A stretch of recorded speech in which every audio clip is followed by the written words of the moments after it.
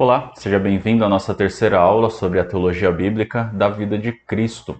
Na nossa última aula, nós vimos que os evangelhos pretendem nos mostrar algo sobre Jesus e sobre a sua obra, e isso vai determinar como os evangelistas vão escrever e o que eles vão escrever. A gente viu que nós precisamos olhar não somente para o nascimento e morte e ressurreição de Jesus, mas também, sem esquecer dessas coisas, claro, olhar para aquilo que tem no meio, para a sua vida, para o seu ministério, porque tem muita teologia aí, e é essa teologia que vai nos ajudar a entender como o Evangelho está relacionado com a Bíblia toda. Então a gente começou a ver os textos que falam sobre o nascimento de Jesus, e nós destacamos algumas reações e expectativas de personagens ali desse momento histórico. Isso mostrou para nós que Jesus era visto como o novo rei, aquele rei prometido, filho de Davi, que restauraria Israel, que traria salvação para os gentios também. A gente viu que nessas reações e expectativas daqueles personagens diante do nascimento de Jesus, ele era visto como também o cumprimento da promessa que Deus fez com Abraão, da aliança com Abraão. Ele era o descendente que viria e por meio de quem todas as famílias da terra poderiam ser abençoadas. E aí depois disso nós vimos a mensagem que Jesus começou a pregar, antes dele João Batista, mas ambos anunciando que o reino de Deus estava próximo. Israel precisava se arrepender dos seus pecados e reconhecer a presença então do seu novo rei. E nós vimos que Israel tinha algum tipo de prioridade nessa mensagem, porque os discípulos de Jesus são enviados a pregar primeiramente às ovelhas perdidas da casa de Israel e não aos gentios. Mas a reação de Israel não foi boa. João vai falar para a gente: veio para os que eram seus, mas os seus não receberam. Então Israel vai desperdiçar uma oportunidade muito grande. Nós ainda vamos ver isso se desenvolvendo ao longo da história aqui nos evangelhos. Isso vai acontecer se eles permanecerem nessa dureza de coração, e isso que a gente vai acompanhar. Bom, vamos ver como a história segue. Hoje nós vamos dar continuidade aqui à vida de Cristo e à teologia sobre a vida de Cristo, partindo do batismo de Jesus. Então esse é o ponto 10 aí da sua apostila. Se for possível, você acompanha aí. Tem alguns textos bíblicos que não aparecem nos slides, mas você pode acompanhar mais rapidamente pela sua apostila. O batismo de Jesus é bastante significativo aqui para a história, para a grande história da Bíblia, e tem tudo a ver com a ideia da restauração do reino mediado de Deus. Olha esse texto que está em Mateus 3, na sua apostila. Por esse tempo, Jesus foi da Galiléia para o Rio Jordão, a fim de que João o batizasse. João, porém, quis convencê-lo a mudar de ideia, dizendo: eu é que preciso ser batizado por você, e é você que vem a mim? Mas Jesus respondeu: deixe por enquanto, porque assim nos convém cumprir toda a justiça. Então ele concordou. Depois de batizado, Jesus logo saiu da água, e eis que os céus se abriram, e ele viu o Espírito de Deus descendo como pomba, vindo sobre ele. E eis que uma voz dos céus dizia: este é meu filho amado, em quem me agrado. A gente sabe que o batismo é um símbolo de arrependimento e de purificação de pecados. E aí, quando a gente vê Jesus sendo batizado, isso traz uma pergunta natural: por que Jesus está sendo batizado? Tanto é que é a pergunta que João Batista faz, né? Quem tinha que me batizar era o Senhor, e o Senhor vem até mim? Que história é essa? Então, assim, por que Jesus foi batizado se ele não tinha pecados para se arrepender? E existem várias respostas que se encaixam aqui, mas eu queria destacar algumas delas, especialmente as respostas mais teológicas aqui, um pouco históricas também. O batismo de Jesus tem várias dimensões de significado, eu quero destacar isso. A primeira delas, permitiu que João Batista identificasse Jesus como o Messias. Você tem aí o texto, ou melhor, acho que você não tem na sua apostila, mas João 1, 33, 34, que é a referência aqui, diz o seguinte: eu não o conhecia, aquele, porém, que me enviou a batizar com água me disse: aquele sobre quem você vir descer e pousar o Espírito, esse é o que batiza com o Espírito Santo. pois eu mesmo vi e dou testemunho de que ele é o Filho de Deus. Então, aquele momento que a gente acabou de ler aqui no batismo de Jesus, quando o Espírito Santo vem sobre ele, ele ouve aquela voz, isso serviu de sinal para confirmar que Jesus realmente era aquele a quem o povo aguardava. Isso ficou claro para João Batista e ele fala isso aqui nessa passagem de João 1, 33, 34. Um segundo propósito identifica Jesus com os pecadores e com os israelitas fiéis. Aqui é a ideia de que Jesus precisava ser um substituto perfeito. Então ele viveu a vida que os homens deveriam viver, cumprindo toda a justiça. Então fazendo tudo aquilo que os homens deveriam passar, passando por tudo aquilo que os homens deveriam passar. Os homens deveriam passar pelo batismo, num sinal de se voltar para Deus. Então ele está passando por esses passos, cumprindo aqui toda a justiça, todo o mandamento de Deus, ainda que ele não tivesse pecado algum para se arrepender. Em terceiro lugar, Jesus foi ungido para cumprir as funções de rei messiânico. E aí eu destaco aqui a expressão "tu és o meu filho".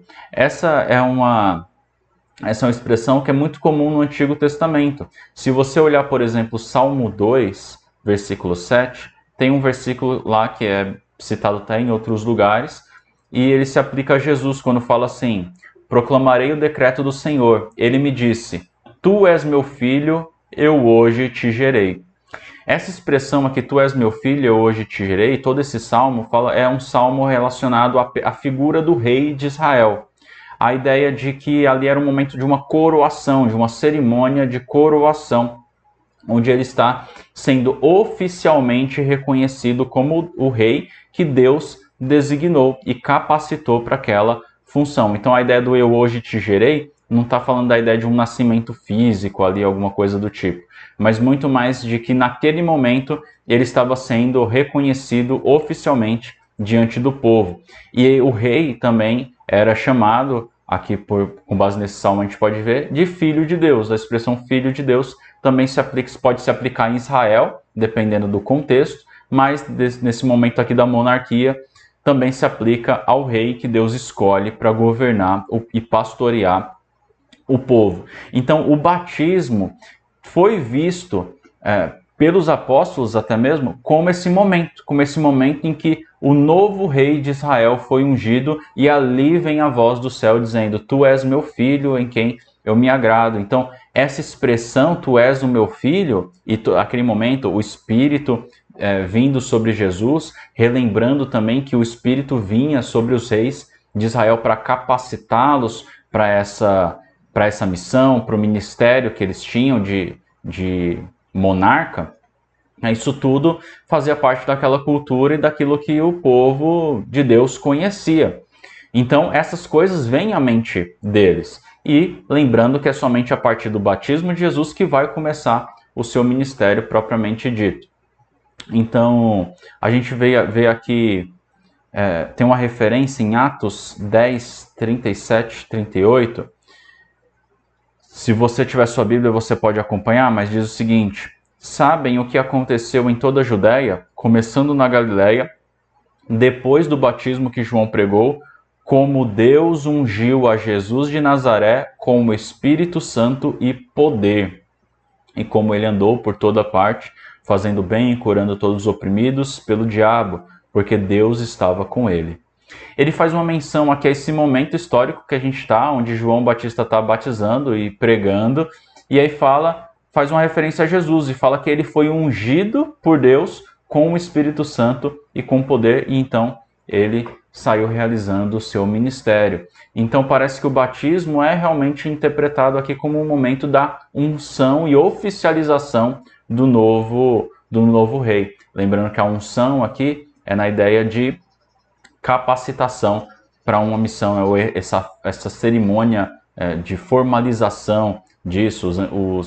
Quem era ungido no Antigo Testamento? Somente sacerdotes e reis. E Jesus é as duas coisas, ele é tanto sacerdote como rei. Lembrando até mesmo que o nome Cristo significa, Cristo é uma palavra grega, e em português significa ungido. em hebraico, a mesma palavra é a palavra Messias. Então, Jesus Messias, Jesus Cristo e Jesus ungido é a mesma coisa. Então, ele foi ungido, e essa própria palavra ungido, Cristo Messias, aponta para a ideia de um rei sacerdote, aquele que Deus escolheu para liderar o seu povo.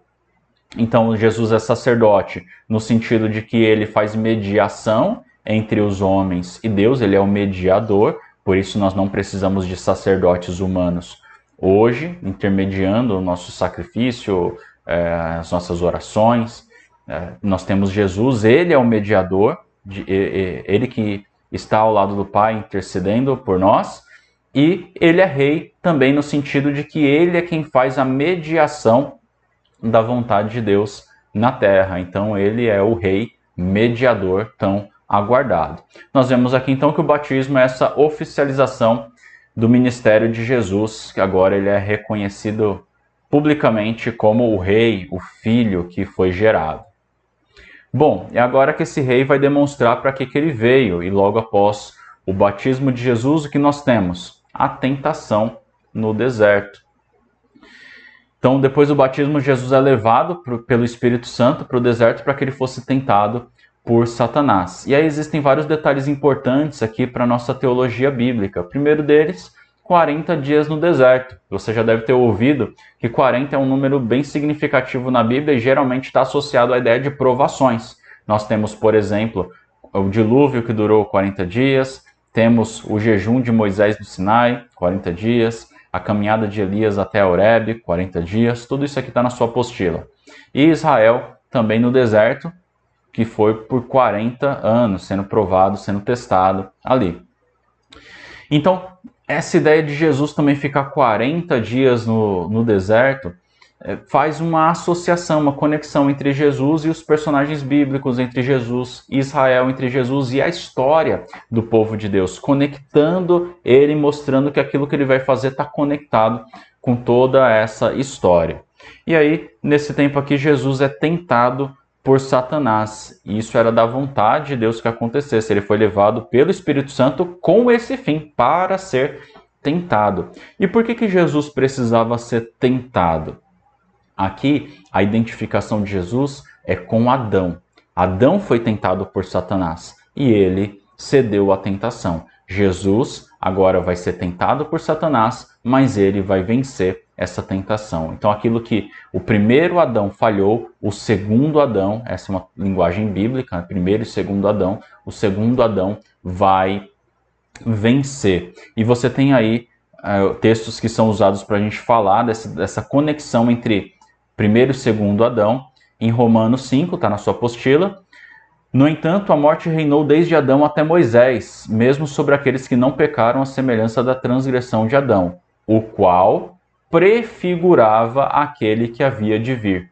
É a ideia de que Adão era como se fosse um modelo, ainda que imperfeito, de alguém maior, melhor, mais importante que viria no futuro. Então essa ideia do prefigurar é como se fosse só uma demonstração pequena de alguém que viria mais para frente.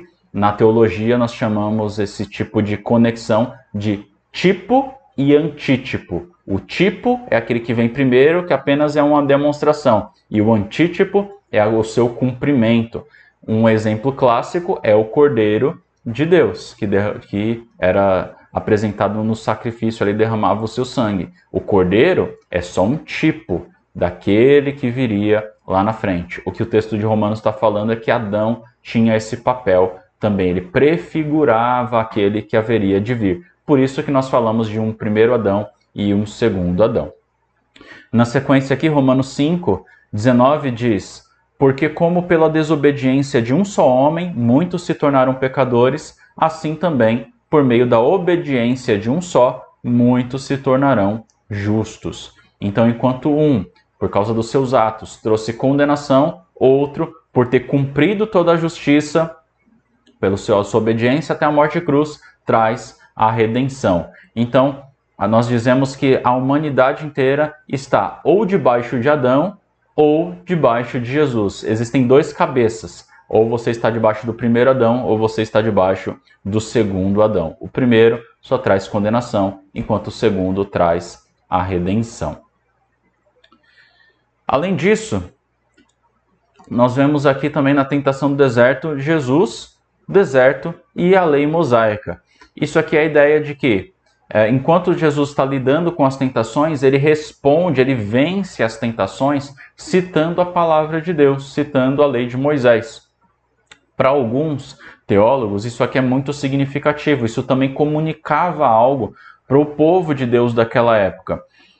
Jesus se identificando como um novo profeta semelhante a Moisés e mostrando uma conexão com a lei, especialmente aí o Pentateuco, que é o que Jesus cita, muito parecido com aquilo que Moisés fez. Moisés também no deserto e sendo provado lá. Tá? Essa é uma posição de alguns teólogos. Mas eu quero focar aqui num outro aspecto bem importante, que a tentação de Jesus, pensando aqui do ponto de vista teológico, representa a batalha de dois reinos. E aqui eu preciso que você me acompanhe com atenção, a gente vai caminhar nesse assunto bastante na nossa aula de hoje, essa batalha de dois reinos. Nesse trecho aqui em que Jesus tenta, em que Satanás tenta Jesus, ele alega ter o domínio sobre todos os reinos da terra. E ele oferece isso para Jesus. Se Jesus o adorasse, ele ia entregar os reinos, porque todos os reinos são dele. Ele que comanda tudo. Aí a pergunta é, Satanás falou a verdade quando ele diz isso? Em certo sentido sim, em certo sentido não. Eu quero explicar isso melhor. Porque assim, até algumas pessoas usam esse texto aqui dentro da igreja para defender que a política é do diabo. Né? Porque todos os governos do mundo pertencem a ele, então se você quer se envolver com política, você está se envolvendo com algo que não é de Deus. Mas o que essas pessoas esquecem quando falam isso? Em primeiro lugar, elas esquecem que o diabo é mentiroso. Em segundo lugar, elas esquecem de Romanos 13, que diz que a Deus pertence toda a autoridade e Deus dá autoridade a quem ele quer e tira de quem ele quer.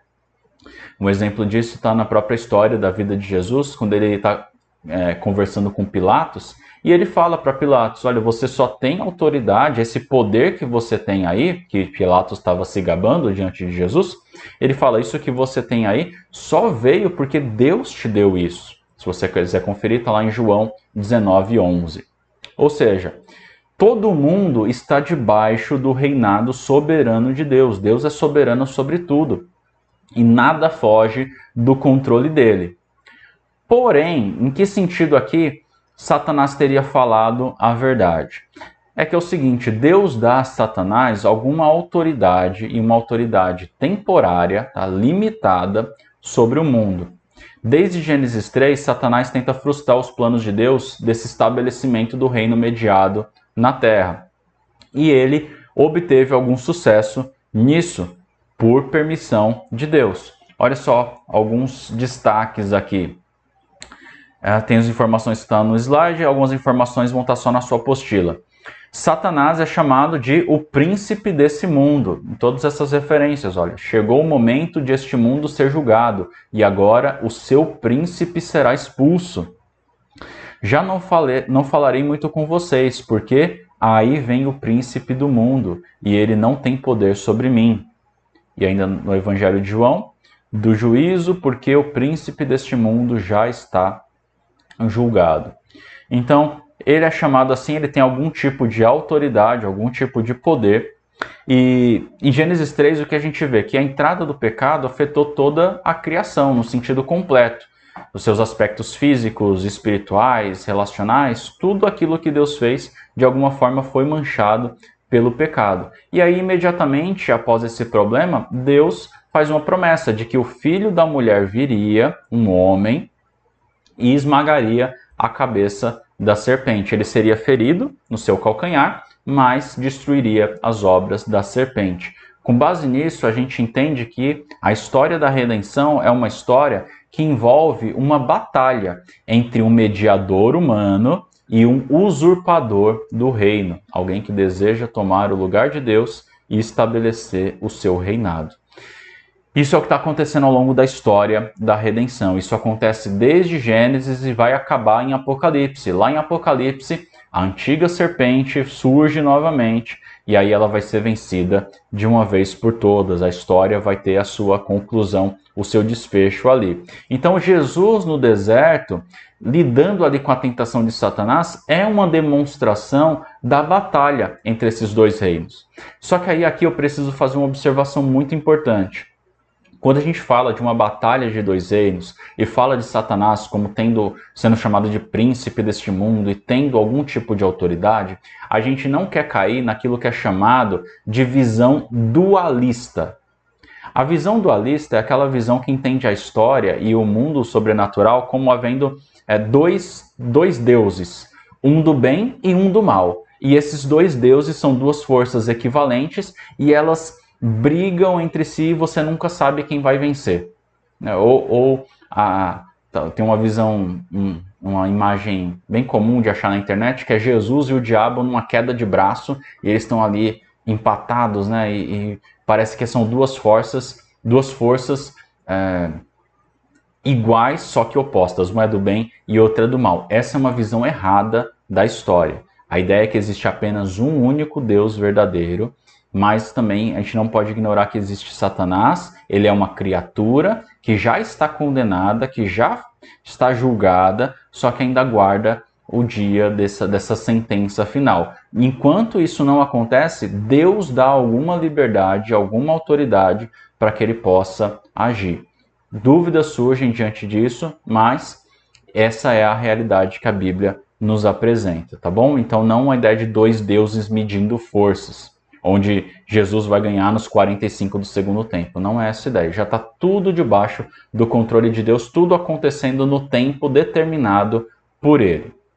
Bom, aí aqui eu preciso explicar um conceito importante, porque pode ser meio estranho pensar nessa ideia de um usurpador do reino, ou uma autoridade que é dada para Satanás, porque pode dar a impressão que Deus perdeu algum tipo de domínio, é menos soberano em alguma área, ou alguma coisa do tipo. E aí a gente tem que observar alguns conceitos que estão presentes no Novo Testamento, mas que acabam sendo pouco enfatizados. Aqui a gente vai ver uma comparação entre os conceitos de era presente e era por vir, e junto com isso ver também a ideia de reino de Deus e reino de Satanás.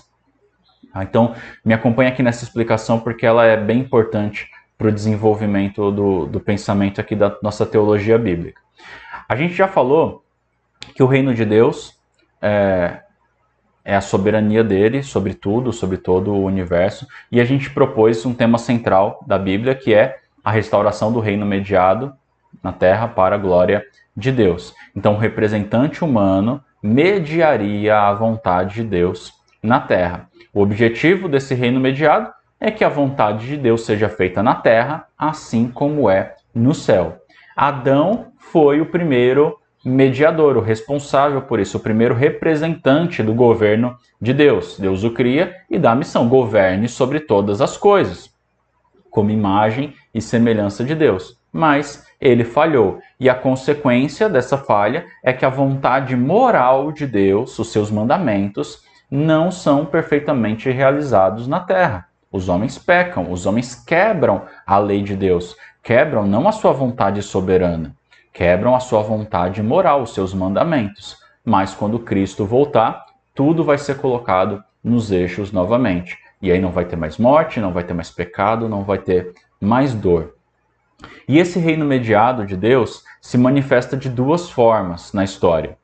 Uma forma presente, parcial, começou com a primeira vinda de Jesus. O rei chegou e ele veio estabelecer o reino. E depois a gente vai ver mais como que é essa ideia de um reino parcial. Mas existe aí uma forma futura e completa, que é somente na sua segunda vinda. Nós vimos na aula passada que aparentemente Jesus prometeu isso a Israel, dizendo: ó, tá aqui, tá às portas. Mas como Israel endureceu seu coração, esse reino não veio naquele momento, ou ele vai vir de uma outra forma. E Satanás possui alguma autoridade hoje, promovendo um conflito entre esses reinos, entre o reino mediado de Deus, entre essa restauração e ali a sua vontade, né, de atrapalhar os planos de Deus. Para entender melhor isso, a gente precisa observar o seguinte, que o reino de Deus pode ser dividido em duas eras. E aí, vocês até devem ter um esqueminha na apostila de vocês, que é a ideia de a era presente, ou esta era, e a era por vir. Por exemplo, na apostila aí tem um texto em Mateus 12 que diz o seguinte: se alguém disser alguma palavra contra o Filho do Homem, isso lhe será perdoado. Mas se alguém falar contra o Espírito Santo, isso não lhe será perdoado, nem neste mundo, nem no porvir. A ideia aqui, essa palavra que está traduzida como mundo, se você ler numa outra versão, talvez na NVI, vai estar a palavra era. Porque literalmente não está falando do mundo, o mundo físico, como se houvesse esse mundo aqui e haveria um outro totalmente diferente. Ou o mundo físico comparando com o mundo espiritual. Não é essa a ideia aqui, mas é de tempos, de épocas. Existe este tempo e existe um tempo que está por vir ainda. Então esta era a era presente e uma era por vir. Então a NVI acaba traduzindo melhor esse texto, porque a ênfase não é de lugar, a ênfase é de momento, é mais temporal. Então fala aqui que o pecado contra o Espírito Santo, possivelmente nós vamos ver isso numa outra aula, o pecado contra o Espírito Santo não vai ser perdoado nunca, nem nesta era, nem na era que está ainda para chegar. Então não está falando de lugares distintos, está falando de momentos distintos. Um outro texto aí, Efésios 1, 21, diz: acima de todo principado, potestade, poder, domínio e todo nome que se possa mencionar, não só no presente século, mas também no vindouro. Paulo aqui está falando, ao longo do capítulo, está exaltando Cristo e ele está comparando dois momentos. O presente momento e um momento que ainda viria. Ele não está comparando mundos diferentes, realidades diferentes. Ele está comparando momentos diferentes na história. Marcos 10, 29 e 30 diz: Jesus respondeu: em verdade lhes digo que não há ninguém que tenha deixado casa, irmãos, irmãs, mãe, pai, filhos ou campos, por minha causa e por causa do Evangelho, que não receba, já no presente, 100 vezes mais casas, irmãos, irmãs, mães, filhos e campos, com perseguições, e, no mundo por vir, receberá a vida eterna. E aí, novamente, a ideia aqui do mundo por vir pode dar a ideia de um mundo totalmente diferente, mas a palavra aqui novamente faz menção a um tempo por vir, a um momento futuro, tá? É um contraste entre tempos e não locais. Então, você tem aí na sua apostila, a grande expectativa do povo era que o Messias viria para inaugurar uma nova era, um novo tempo, onde as promessas de Deus seriam todas realizadas e o mal retribuído com justiça. O que acontece? Com a entrada do pecado, o pecado corrompeu a criação. O que nós esperamos não é que Deus abandone essa criação e leve para um mundo espiritual todo o seu povo e lá comece algo diferente. O que nós aguardamos, segundo a expectativa da Bíblia, segundo os textos aqui, é que um novo tempo comece no mesmo lugar, num tempo de restauração. Então, essa é a expectativa aqui. E a gente sabe que isso só vai acontecer de um modo perfeito na segunda vinda de Jesus, quando todo o mal, todo o pecado for aniquilado de uma vez por todas. Então, em resumo, você tem um esquema aí da linha bíblica, onde nós temos a criação, aí temos a era presente, é isso que nós estamos vivendo. Então, depois a segunda vinda, e aí junto com a segunda vinda, a ressurreição do povo de Deus, com corpos agora sim transformados, onde o pecado não mais afeta. E aí sim nós temos a chamada era por vir, que é o estado eterno. Tá? E aí esse estado eterno aqui, pense muito mais como um tempo sem fim. Tá? Talvez você já tenha pensado aí na eternidade como algo que o tempo não existe. Isso é muito comum ouvir teólogos falando sobre isso, a gente aprende assim, mas geralmente esse conceito de uma eternidade como algo que é contrário ao tempo é muito mais por causa de um pensamento grego do que por causa de um pensamento bíblico. No pensamento bíblico, quando eles pensavam na eternidade, eles não pensavam numa coisa assim, onde o tempo não existe. Eles pensavam um momento onde o tempo não acaba. É um dia após o outro eternamente. Então, essa é a era por vir. Só que nesse momento, a era por vir é marcada por esse momento de restauração, onde tudo foi restaurado. Tá? E é nessa era por vir, justamente sobre esse momento, esse estado eterno, que nós temos o reino eterno, o reino mediado de Jesus e a vitória final sobre todo o mal.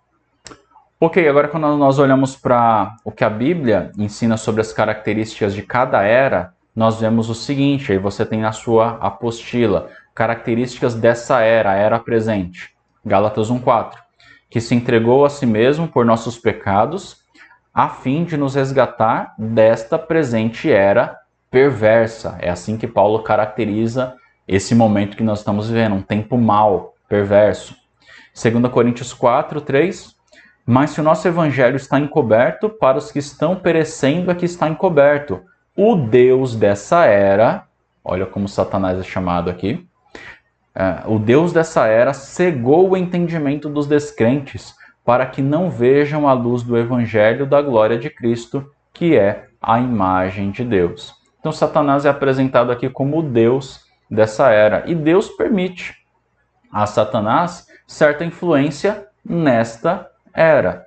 Aqui é onde o mal se origina, né? Então, novamente, a gente não deve cair naquele dualismo, dois deuses lutando entre si, mas a gente deve reconhecer sim que existe uma influência, um papel ativo de Satanás promovendo o mal neste tempo, durante um tempo, e tudo isso está sendo administrado pelo rei soberano. Tá? Existe então uma batalha de reinos, ainda que não naquela visão dualista.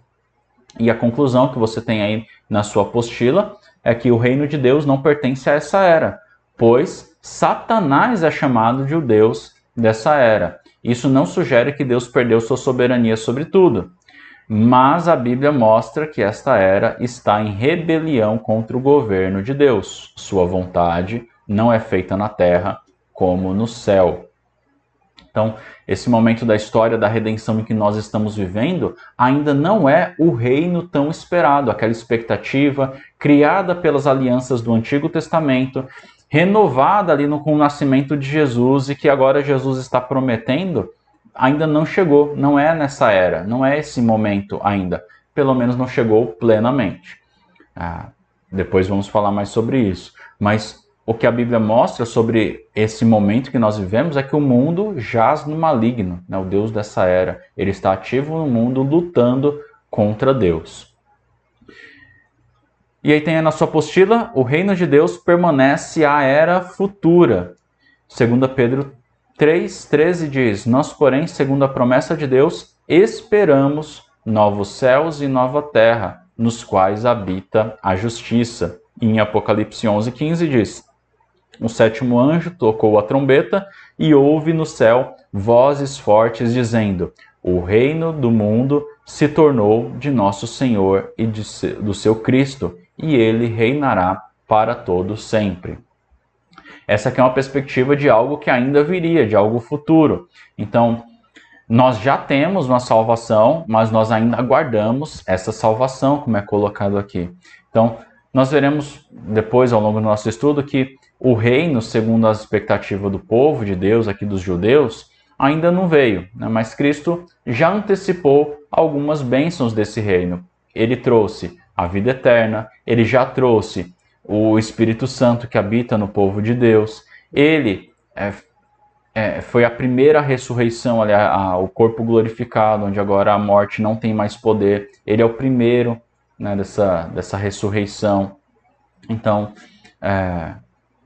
nós já morremos com Cristo, já estamos vivos nele, mas ainda aguardamos a plenitude dessas promessas de redenção. Então, nós vivemos hoje naquilo que alguns teólogos chamam de já, mas ainda não.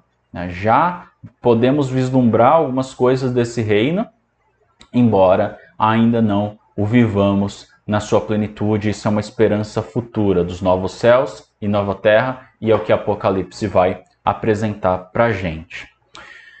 Diante disso, eu queria trazer aqui duas reflexões A primeira é a seguinte: o reino de Deus não será plenamente experimentado nesta era. E aí, para falar sobre isso, eu quero ler aqui uma citação do George Led, que foi extraída do livro que vocês têm na plataforma, O Evangelho do Reino. E talvez alguns de vocês estejam fazendo essa leitura, em vez de ouvir as aulas, a ouvir os áudios que foram disponibilizados. E aí tem um trecho em que o Led fala o seguinte, eu vou ler aqui para vocês. Há os que identificam a esperança cristã com um mundo sem guerra ou totalmente subjugado à vontade de Deus por meio da pregação do Evangelho. As pessoas fixam suas esperanças em um reino que será consumado nesta era. As pessoas que fixam suas esperanças em um reino que será consumado nesta era, com certeza ficarão desiludidos. O reino de Deus aperfeiçoado pertence à era por vir. Nós jamais conheceremos a plenitude de suas bênçãos enquanto durar essa era perversa. Não haverá nenhuma conversão mundial desse lado da vinda de Cristo. Portanto, não devemos ficar desiludidos por causa de guerras e rumores de guerras, de males e de hostilidades para com o Evangelho. E o povo de Deus, quando é chamado a passar por duros sofrimentos e tribulações, deve lembrar que Deus não os abandonou, mas que o sofrimento se deve ao fato de que, como não pertencem mais a esta era, são objetos da hostilidade dela. O que ele está explicando aqui é que algumas pessoas acham que se a igreja trabalhar bastante, ela vai conseguir transformar essa era e vai conseguir estabelecer a justiça e a paz tão esperados, tudo por causa da pregação do Evangelho. E ele está falando, as pessoas que esperam isso vão ficar desiludidas, porque a verdade é que a igreja já não pertence mais a essa era que vive em meio ao caos e ao pecado, e por causa disso, o que a igreja vai receber, uma vez que ela se mantém fiel? Vai receber hostilidade, vai ter perseguição, vai ter sofrimento. Então a pessoa que trabalha na sua boa intenção aqui de querer servir a Deus, mas achando que ela vai transformar tudo, ela vai se frustrar. Então ele está colocando esse alerta dizendo, cuidado, não espere que tudo vai ser lindo porque está todo mundo pregando o Evangelho. Não, pelo contrário, você vai começar a pregar, você vai ter perseguição. Porque é isso que se espera deste lado da vinda de Cristo. Após a segunda vinda de Cristo, a gente espera uma realidade bem diferente. Então, irmão, não estranhe se você for odiado pelo mundo porque você está amando a Deus, tá? É isso que a gente pode esperar desse momento que nós estamos vivendo. Então, permaneça firme, sabendo que você já pertence a outro reino. E uma segunda reflexão é: os homens não podem construir o reino de Deus, Cristo o trará. Existe uma teologia e um movimento teológico chamado Teologia da Missão Integral. Costumam usar a sigla TMI. E nessa teologia o que eles falam é o seguinte: a nossa missão como igreja é redimir a cultura. A nossa missão como igreja é redimir a cultura. O que eles estão querendo dizer com isso? O pensamento deles é o seguinte: quando o pecado entrou no mundo, ele afetou todas as áreas, como nós dissemos aqui, não somente a questão do relacionamento homem e Deus, mas também toda a questão estrutural da criação, toda a natureza, os relacionamentos, a forma como as coisas funcionam. Então isso foi afetado pelo pecado. O que cabe à igreja então fazer? Qual que é o trabalho da igreja de levar o evangelho às pessoas? É também de levar levar o evangelho às pessoas é levar uma redenção da cultura, da sociedade, colocar as coisas no lugar novamente. Então, a ideia é que a igreja trabalha para redimir a sociedade e todas as questões culturais. Qual que é a nossa resposta para isso? A nossa resposta é que nós, como igreja, como povo de Deus, não redimimos nada. Quem redime é Cristo. É Ele quem salva. Tem gente que fala ainda assim, a igreja trabalha para estabelecer o reino de Deus na terra, que é um pouco do que o Led estava criticando aqui na primeira reflexão que a gente fez. E aí, por causa disso, desse pensamento de estabelecer o reino de Deus na terra, as pessoas entendem que elas precisam se engajar nas várias áreas da sociedade para lá estabelecer o reino de Deus. Qual que é o problema desse pensamento? É que nunca na Bíblia nós somos chamados para estabelecer o reino. Na Bíblia nós somos chamados para testemunhar do reino, para anunciar o rei, para anunciar o reino e viver refletindo esse rei e os valores desse reino, como súditos fiéis, súditos que aguardam o reino, mas já vivem em submissão à vontade de Deus. Mas quem estabelece o reino é o rei. E isso só vai acontecer na segunda vinda. Tá? Nós não somos redentores de nada. Nós damos testemunho, nós vemos o evangelho já ir transformando, sim, já existe esse aspecto inicial, esse é o aspecto inicial do reino de Deus, ele já vai transformando corações agora, já existe uma comunidade que vive os valores do reino, que é a igreja, e ela aponta para esse reino, mas ela é chamada para anunciar esse reino. E enquanto nós anunciamos e vivemos o reino, nós oramos aquilo que Jesus ensinou. Venha o teu reino. Maranata, vem, Senhor Jesus. Esse é nosso desejo, essa é a nossa esperança, isso que nós temos que fazer. Não existe nenhum problema em trabalhar para ter um mundo melhor. Nós somos chamados sim a fazer boas obras, e isso glorifica a Deus, isso abençoa as pessoas, com certeza. O problema é achar que a gente vai trazer redenção para o mundo, para a sociedade, estabelecer o reino de Deus. Não, o reino de Deus virá pela vitória final de Cristo sobre Satanás e sobre o mal. Que o Senhor abençoe a sua vida e fortaleça o seu coração para permanecer firme neste mundo em que o mal ainda nos cerca. Amém? Um abraço para todos.